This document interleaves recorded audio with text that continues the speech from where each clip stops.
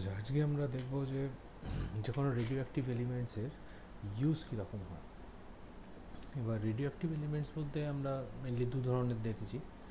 একটা হচ্ছে যাদের পারমাণবিক সংখ্যা বা অ্যাটমিক নাম্বার 82 এর থেকে বেশি।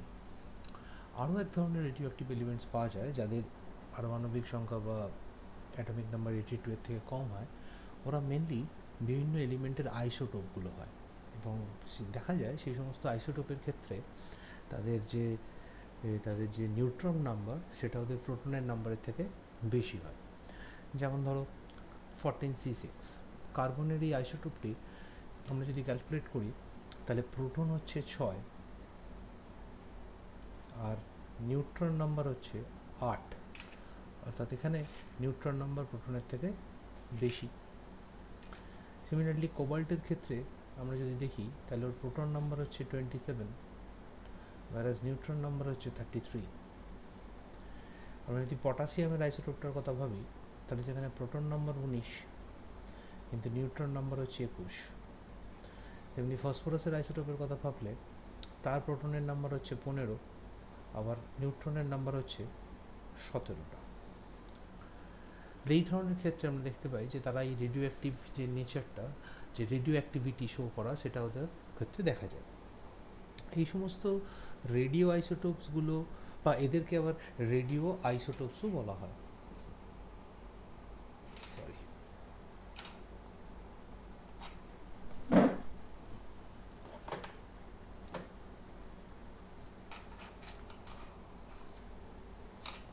এদেরকে রেডিও আইসোটোপসও বলা হয়, বাংলাতেও একই নাম, রেডিও আইসোটোপস। তো এই সমস্ত আইসোটোপ এবং রেডিও আইসোটোপ এদের আমাদের ডেইলি লাইফে প্রচুর ধরনের ইউজ আছে। যেমন প্রথম হচ্ছে চিকিৎসা ক্ষেত্রে বা মেডিকেল ফিল্ডে কী ধরনের ইউজ হয়। চিকিৎসা ক্ষেত্রে বা মেডিকেল ফিল্ডে দেখা যায় যে কোবাল্টের যে আইসোটোপটি পাওয়া যায় 60CO27, সেটা ক্যান্সার চিকিৎসার জন্য অথবা লিউকেমিয়া চিকিৎসার জন্য ব্যবহৃত হয়। আবার কিছু রেডিও লবণ পাওয়া যায়, তো রেডিও সল্ট কীরকম, যেমন radio sodium chloride, radio iodine, radio iron প্রভৃতি। এদেরকে আমরা ট্রেসার নামে বলে থাকি বা এদেরকে বলা হয় ট্রেসার্স। এই ট্রেসার্সগুলো আমরা কী কী কাজে ইউজ হয় না, কোথাও ব্রেন টিউমার হয়েছে কি না সেটা চেক করবার জন্য ইউজ হয়, কোথাও ব্লাড ক্লট করেছে কি না সেটা চেক করার জন্য ইউজ হয়, হৃৎপিণ্ডের মধ্যে, হার্টের মধ্যে কোথাও ব্লাড ক্লট করেছে কি না, ব্রেনে কোথাও ব্লাড ক্লট করেছে কি না। এবং যখন আমরা মেনলি এই ধরনের রেডিও আইসোটোপকে ইউজ করে ওই হার্টের মধ্যে কোনো ব্লাড ক্লট খুঁজে বের করার চেষ্টা করি, সেটাকে আমরা বলি রেডিও কার্ডিওলজি। অর্থাৎ এখানগুলো থেকে আমরা বিভিন্ন ধরনের হার্ট অ্যাটাক, ব্রেন স্ট্রোক, এই ধরনের জিনিসগুলোকে আমরা আগে থেকে আমরা অ্যাজিউম করতে পারি। তাহলে আগে থেকে কিছু স্টেপস নেওয়া যায় যাতে আলটিমেটলি বড় কোনো রকম ক্ষতি না হয় বা ফ্যাটাল না হয় জিনিসটা। এছাড়াও এই ধরনের রেডিও আইসোটোপগুলোকে স্টেরিলাইজেশনের কাজে লাগানো হয়। স্টেরিলাইজেশন মানে হচ্ছে সোজা কথায় ধৌতিকরণ। যেমন দেখবি ছোটোবেলায় বাচ্চাদের দুধ খাওয়ানোর জন্য যে ফিডিং বটল থাকে, বাড়িতে সেই ফিডিং বটলটাকে দেখবি অনেক সময় ফুটিয়ে নেওয়া হয়, অর্থাৎ কোনো রোগ জীবাণু থাকলে সেই জীবাণুগুলোকে মেরে ফেলার উদ্দেশ্যে। তেমনি আমরা যখন কোনো শরীরের মধ্যে কোথাও কোনো অপারেশন হয় তার জন্য যে সমস্ত ইনস্ট্রুমেন্টসগুলো ব্যবহার করা হয়, যে ধর ব্যান্ডেজ ইউজ হয়, ইঞ্জেকশন দেওয়ার জন্য যে সিরিঞ্জ ইউজ হয়, এগুলোকেও স্টেরিলাইজ করার প্রয়োজনীয়তা হয়। কারণ একই জিনিস দিয়ে আমরা অনেক জায়গায় ইউজ করছি, বিশেষ করে ইনস্ট্রুমেন্টগুলো। সিরিঞ্জ নয় আমরা ফেলে দিচ্ছি, ব্যান্ডেজ নয় ফেলে দিচ্ছি, কিন্তু যখন কোনো ইনস্ট্রুমেন্ট ইউজ করছি সেই ইনস্ট্রুমেন্ট তো আর বারবার ফেলে দেওয়া হচ্ছে না। তাহলে সেগুলোর ক্ষেত্রে আমরা কী করি, এই ধরনের স্টেরিলাইজেশনের কাজে ইউজ হয় হচ্ছে এই ধরনের রেডিও আইসোটোপসগুলো। সেটা ব্যান্ডেজ হতে পারে, ড্রেসিংস হতে পারে, সিরিঞ্জ হতে পারে, এবং ইনস্ট্রুমেন্টস হতে পারে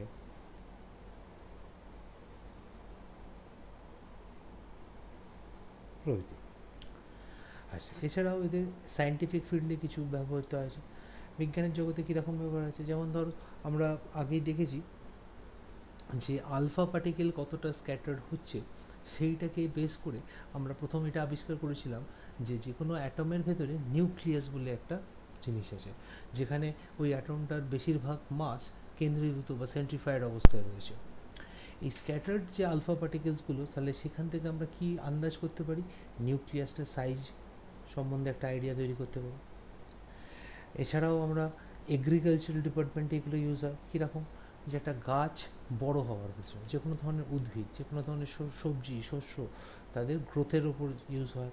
দেখা হয় যে ওরা বিভিন্ন ধরনের ফসফেট টাইপের, যে ওদের তো সালফেট ফসফেট এগুলি হচ্ছে ওদের সার, এই সারগুলো ওরা কীভাবে অ্যাবজর্ব করছে, অ্যাবজর্ব করবার পর পার্টিকুলারলি এই সালফেট বা ফসফেটগুলোকে শরীরের কোন কোন অংশে ওরা সরবরাহ করছে, সেইগুলো সম্বন্ধে একটা আইডিয়া তৈরি করা যায়। আর আরও একটা বড় ইউজ হচ্ছে আর্কিওলজিক্যাল মেটেরিয়ালস। আর্কিওলজিক্যাল মেটেরিয়ালস থেকে আমরা কী হয়, বিভিন্ন ঐতিহাসিক ঘটনা সম্পর্কে জানতে পারি, হিস্টোরিক্যাল ইভেন্টস, যে কার্বন ডেটিং যেটাকে আমরা বলা হয়। এই কার্বন ডেটিং ইউজ করা হয় কার সাহায্যে? 14C6, অর্থাৎ বস্তুর বয়স নির্ধারণ করা যায়। মাটি খুঁড়ে কোনো একটা ঐতিহাসিক নিদর্শন পাওয়া গেল, তাহলে সেটা কোন যুগের, কোন সময়কার, বা ধর কোনো মাথার খুলি পাওয়া গেল, কোনো প্রাণীর দেহাবশেষ পাওয়া গেল, তাহলে সেগুলো কোন সময়কালে, সেইটা বার করবার জন্য এই কার্বন ডেটিং প্রসেসটা ইউজ করা হয়। আবার ইন্ডাস্ট্রিয়াল কিছু ইউজ আছে। ইন্ডাস্ট্রিয়াল ইউজের মধ্যে একটা সবথেকে বড় ইউজ হচ্ছে, যে সবথেকে ভালো রেডিও এলিমেন্টস হচ্ছে, বা রেডিও বলবো না শুধু, যে কোনো রেডিও অ্যাক্টিভ এলিমেন্টস হচ্ছে 235U92, অর্থাৎ ইউরেনিয়ামের যে মৌলটা।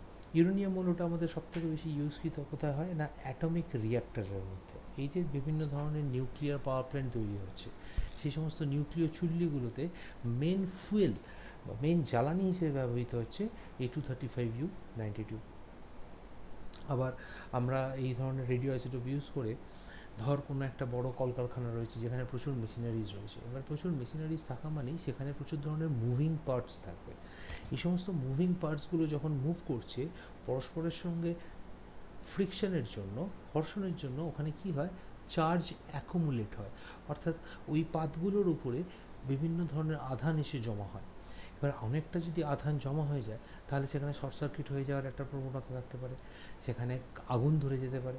তাই আমরা সেখানে কি করি, আমরা এই ধরনের জায়গায় এই ব্যাপারটাকে অ্যাভয়েড করবার জন্য আমরা ইউজ করা হয় হচ্ছে এই ধরনের রেডিও আইসোটোপস। তাতে কী করা হয়, রেডিও আইসোটোপ ইউজ করবার জন্য, রেডিও আইসোটোপগুলোর জন্য এই সমস্ত ঘূর্ণায়মান যে সমস্ত যন্ত্রপাতি রয়েছে, মুভিং মেশিনারিজগুলোর, তার চারিদিকে যে বায়ু রয়েছে, ওই এয়ার পার্টিকেলসগুলোকে আয়োনাইজ করে দেওয়া হয়। এয়ার পার্টিকেলসগুলো আয়োনাইজ করলে ওই আয়োনাইজড পার্টিকেলসগুলো কী করে না, ওই যন্ত্রগুলোর উপর যে যে যে চার্জ জমা হচ্ছে, সেই চার্জ বা আধানগুলোকে ওরা আকর্ষণ করে ওখান থেকে সরিয়ে নেয়। ফলে ওই জায়গাটায় এই ধরনের শর্ট সার্কিট বা আগুন ধরে যাওয়ার সম্ভাবনা অনেক কমে যায়। বিভিন্ন ধরনের লুমিনেসেন্ট সাইন তৈরি করবার জন্য ইউজ হয়, অর্থাৎ অনেক দূর থেকে দেখা যায় চকচক করছে কোনো সাইন, সেটা সেফটি মেজারমেন্টের জন্য হতে পারে। আবার আমরা এর জন্য বিটা রেডিয়েশন ইউজ করি অনেক সময়, এবং বিটা রেডিয়েশন ইউজ করে ইন্ডাস্ট্রিতে কী করা হয়, যখন কোনো ধরনের এই ধরো পেপার, প্লাস্টিক এগুলো তৈরি করা হয়, তার যে উইডথ সেইটা নির্ধারণ করা হয় বিটা রেডিয়েশন দিয়ে। কারণ আমরা দেখেছিলাম যে বিটা পার্টিকেলস একটা সার্টেন অ্যামাউন্ট অফ উইডথকে পেনিট্রেট করতে পারে, তার বেশি পারে না। তা সেইটাকে ইউজ করা হয় এখানে এই ধরনের ইন্ডাস্ট্রিয়াল কাজে। আচ্ছা, বিভিন্ন ধরনের এই যে হার্মফুল রেডিয়েশনস, এগুলো সোর্স সম্বন্ধে আমাদের একটা জানতে হবে যে কোথা থেকে আসছে। এই হার্মফুল রেডিয়েশনসগুলো আসছে হচ্ছে বিভিন্ন ধরনের ফ্রম নিউক্লিয়ার প্ল্যান্টস থেকে। একটা হতে পারে কীরকম না, পারমাণবিক চুল্লি থেকে যে তেজস্ক্রিয় পদার্থগুলো নির্গত হচ্ছে, এবং এটা হওয়ার ফলে বিভিন্ন ধরনের অ্যাক্সিডেন্ট হতে পারে। কারণ আলটিমেটলি রেডিও অ্যাক্টিভ এলিমেন্টসগুলো সুপার অ্যাক্টিভ, ওরা যখন বাইরে বেরিয়ে আসে কোনোভাবে, তখন আশপাশে যে শহরাঞ্চল বা গ্রামাঞ্চল যেখানেই রয়েছে, সেখানে কৃষি ব্যবস্থা থাকতে পারে, সেখানে মাছ চাষ হতে পারে, আশপাশে পুকুর, নদী, সাগর, সমুদ্র যা আছে প্রত্যেকের ওপর কিন্তু এফেক্ট পড়বে, যত ধরনের লিভিং অর্গানিজমস আছে। এবং এই ধরনের অ্যাক্সিডেন্ট আমরা দেখেছি ইউএসএ ঘটেছে 28 মার্চে 1979-এ।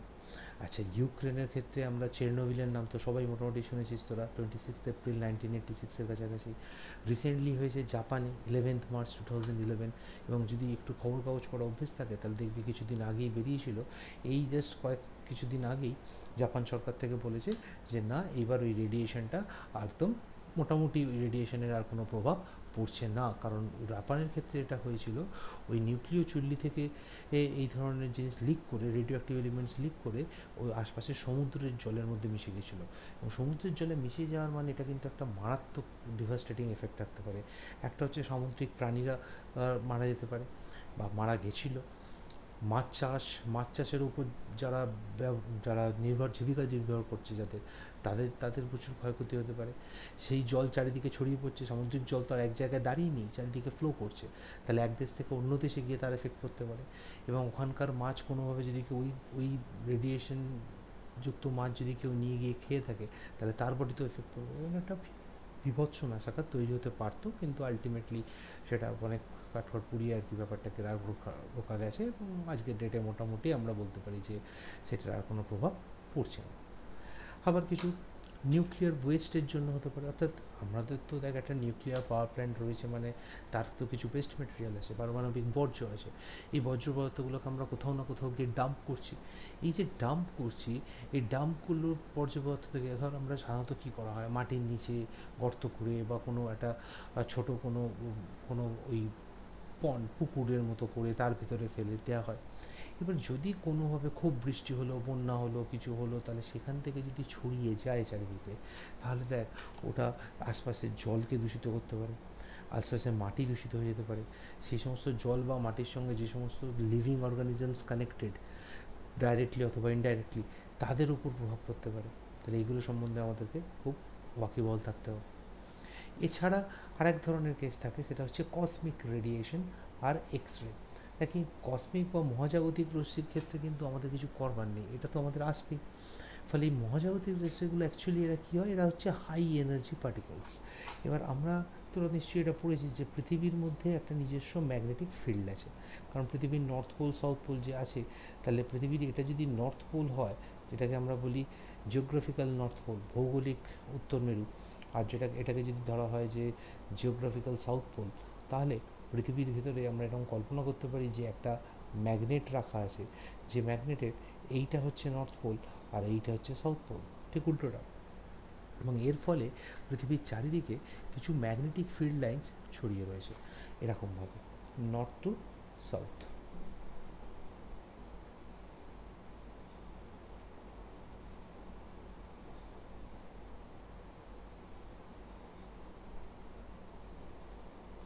এই যে ম্যাগনেটিক ফিল্ড লাইন্সগুলো ছড়িয়ে রয়েছে, এই ম্যাগনেটিক ফিল্ড লাইন্সগুলো, এই যে আমাদের কসমিক রেডিয়েশনগুলো আসছে সৌরজগৎ থেকে, সূর্য থেকে, তো এই কসমিক রেডিয়েশনগুলোর মধ্যে যারা কোনো না কোনোভাবে ধর চার্জড পার্টিকেল, তারা এই ম্যাগনেটিক ফিল্ডে কী হচ্ছে, বাধাপ্রাপ্ত হচ্ছে। কারণ ম্যাগনেটিক ফিল্ডে আমরা কিছুদিন আগে আমরা যখন এই টেস্টগুলো করছিলাম আলফা বিটা গামা, তখনই আমরা দেখেছিলাম যে একটা ম্যাগনেটিক ফিল্ডের মধ্যে যদি কোনো মুভিং চার্জ থাকে, তাহলে তার উপর ওই ম্যাগনেটিক ফিল্ড একটা ফোর্স অ্যাপ্লাই করে ওর মোশনের ডাইরেকশন চেঞ্জ করে দেয়, ও যেদিকে যাচ্ছে সেদিক থেকে ওকে সরিয়ে দেয়, ও অন্যদিকে ঘুরতে থাকে। তাহলে এর ফলে আলটিমেটলি এই সমস্ত চার্জ পার্টিকেলগুলো পৃথিবীর মধ্যে ঢুকতে পারে না। কিন্তু ধর গামা রে, এক্স রে, এই সমস্ত রেগুলো তো চার্জ নয়, এদের কোনো চার্জ নেই।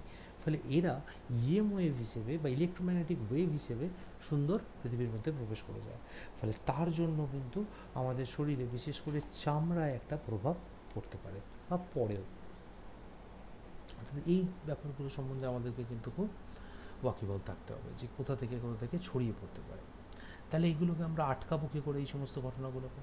তাকে এই সমস্ত ঘটনাগুলোকে আটকার জন্য প্রথমত যেখানে আমরা নিউক্লিয়ার পাওয়ার প্ল্যান্ট তৈরি করছি, সেই নিউক্লিয়ার পাওয়ার প্ল্যান্ট যেখানে তৈরি হচ্ছে, সেই জায়গাটার সম্বন্ধে সেই জায়গাটাকে আমাদেরকে ঠিকঠাকভাবে রেকি করতে হবে। আমাকে চেষ্টা করতে হবে যে যাতে পপুলারিটি ওখানে কম হয়, মানে জনসংখ্যা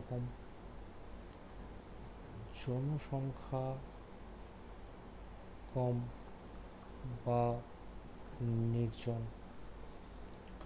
অর্থাৎ যেখানে যে সমস্ত জায়গা ধর ফাঁকা জায়গা, এরকম জায়গায় গিয়ে আমাদেরকে প্ল্যানটা তৈরি করতে হবে।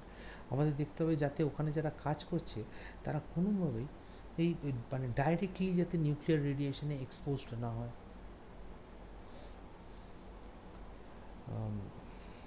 ওয়ার্কমেন should not be directly exposed in nuclear radiation, অর্থাৎ নিউক্লিয়ার রেডিয়েশন বা এই ধরনের রেগুলো আর কি যে উন্মুক্তভাবে ঘুরে বেড়াচ্ছে, লোকজন তার ভেতর দিয়ে পাস করছে যাতে না হয়।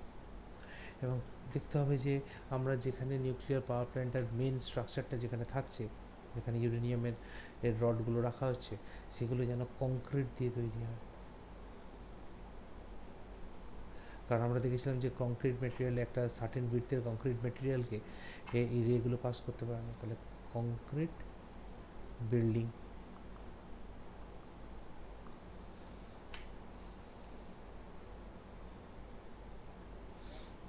চেষ্টা করতে হবে যে ওটা যাতে এয়ার টাইট হয়। এয়ার টাইট হবে মানে এর মানে হচ্ছে ভেতর থেকে ওই যেখানে কাজটা চলছে সেখান থেকে হাওয়া যাতে কখনোই বাইরে বেরিয়ে না যেতে পারে, ঠিক আছে? অর্থাৎ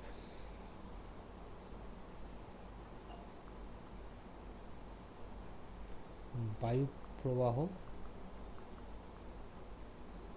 রোধক থাকতে হবে, যাতে বায়ু কখনো বাইরে না যেতে পারে।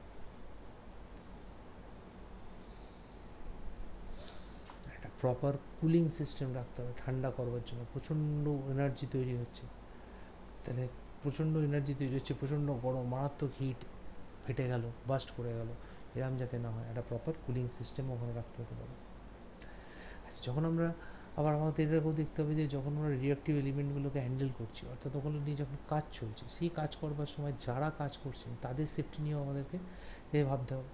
তো তাদের সেফটির জন্য আমরা যেগুলো করতে পারি, তাহলে প্রথম ব্যাপার হচ্ছে তাদেরকে কিছু ভালো গ্লাভস দিতে হবে। এবং ভালো গ্লাভস বলতে গ্লাভসগুলো চেষ্টা করতে হবে যাতে লেড দিয়ে তৈরি হয়, লেড গ্লাভস হয়। আচ্ছা, তাদের যে অ্যাপ্রনগুলো, তারা যে ড্রেস পরে থাকবে সেগুলো লেড অ্যাপ্রন হয়, কারণ লেডকে সহজে ভেদ করতে পারে না, পেনিট্রেশন, লেডের উপর দিয়ে পেনিট্রেশন পাওয়ার কমে যায়। আচ্ছা, লেডের যে বেলচা যেগুলোকে আমরা বলি, বা যেটাকে ইংলিশে বলা হয় টংস, তো লেড টংস দিতে হবে জিনিস এক জায়গা থেকে আরেক জায়গায় নিয়ে যাওয়ার জন্য।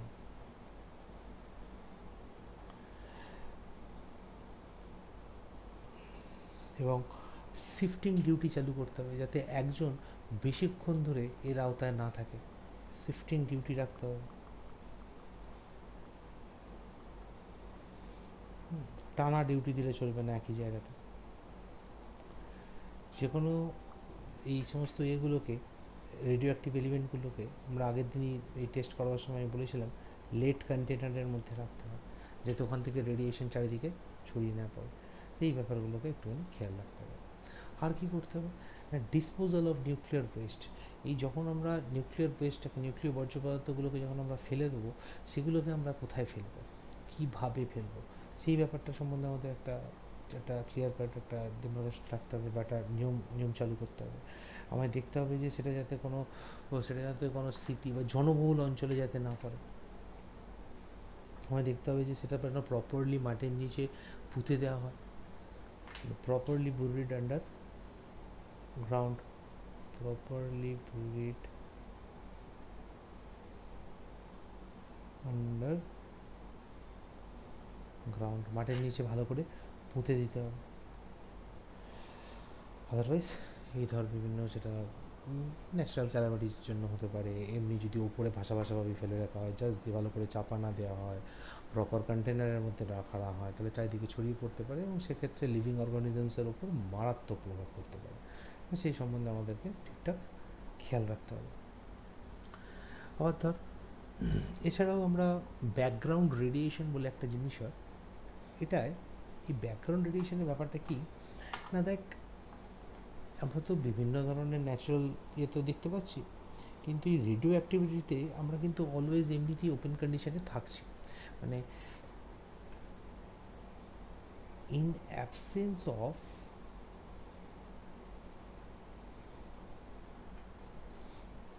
অ্যাকচুয়াল radioactive elements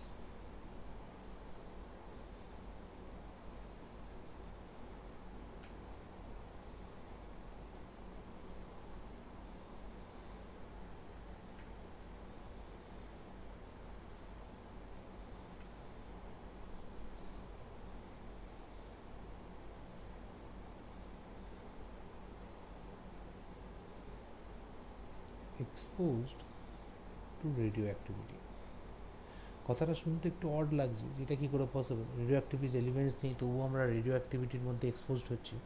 তার কারণ আমাদের চারদিকে এরকম অনেক ন্যাচারাল জিনিসপত্র আছে যেখান থেকে রেডিও অ্যাক্টিভ রেগুলো ছড়িয়ে পড়তে পারে, এবং সবচেয়ে বড় কথা আমাদের দেহের মধ্যেই আছে। কীরকম, দেখ যে কোনো মানব দেহ মানে যে কোনো লিভিং অর্গানিজমসের মধ্যেই পটাশিয়াম 40, C14 এই সমস্ত জিনিসগুলো থাকে। তবেই তো আমরা না চেক করি যে এই যে বললাম যে আমাদের কোনো আর্কিওলজিক্যাল ইয়েতে কাজ হচ্ছে, তাহলে আর্কিওলজিক্যালি তুই যে চেক করছিস ওটা কত বছরের পুরনো সেটা তুই হাড় থেকেই চেক করছিস, তার দেহাবশেষ থেকেই ইউজ করছিস।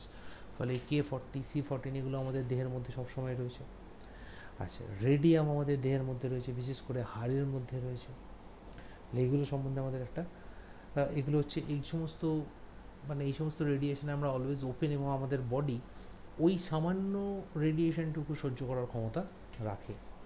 আচ্ছা, বিভিন্ন ধরনের কসমিক রে যে ওপেনিং, যেমন ধর এক্স রে, গামা রে, এগুলো তো এগুলো আসছে এবং আমরা এগুলোকে আমরা যে খুব অসুস্থ হয়ে পড়ছি তা নয়, কিন্তু আমাদের খেয়াল রাখতে হবে যে আমরা সবসময় যেন ওর মধ্যে ওপেন এনলাইন না থাকি, তো এটার ক্ষেত্রে খেয়াল রাখতে হবে।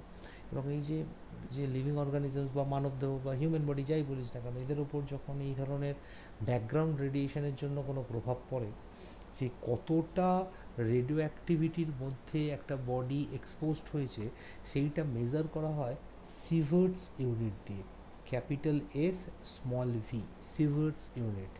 যদিও রেডিও অ্যাক্টিভিটি এর মেজারমেন্ট কিন্তু করা হয় বেকারেল বলে একটা ইউনিটের সাহায্যে, বা রেডিও অ্যাক্টিভিটির এসআই ইউনিট তোরা বলতে পারিস হচ্ছে বেকারেল, যে প্রথম করেছিলেন তার নামে, ক্যাপিটাল বি স্মল কিউ, ওটাই হচ্ছে এসআই ইউনিট। বাট ওটার প্রভাব কতটা পড়েছে, that is SI unit for measuring radio active element affected body.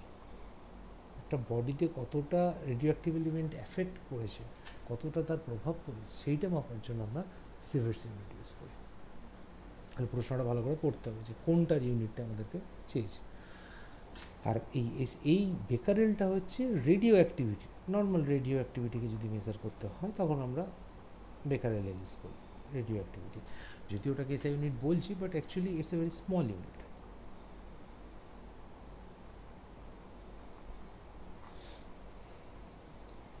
তো হচ্ছে আমাদের ওভারঅল একটা রেডিও অ্যাক্টিভিটির আইডিয়া। আমরা আগের দিন দেখেছিলাম যে আলফা বিটা গামা রে কী হয়, তারপর দেখেছি যে সডি ফেজেন্স রুল, আর আজকে আমরা দেখলাম এই পার্টটা। এতটা ভালো করে কর, তারপর নেক্সট দিচ্ছি।